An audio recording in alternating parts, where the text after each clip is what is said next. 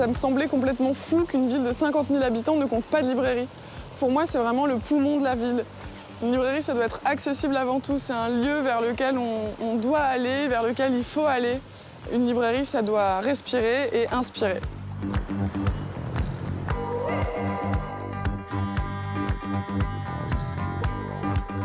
Let's do this.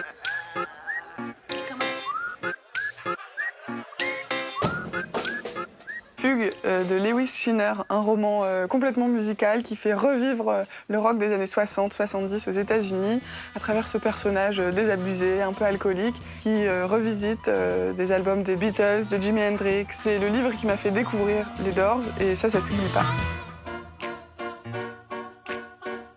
Manger l'autre.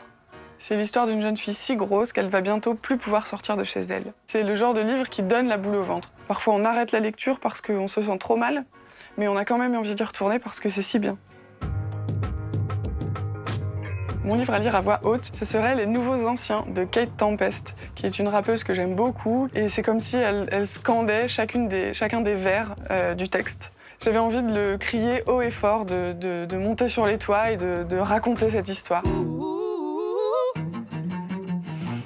Americana de Chimamanda Ngozi Adichie. Elle questionne le statut de noir américain et de noir non américain. Ce qui est très puissant chez Adichie, c'est son écriture, son rapport au monde.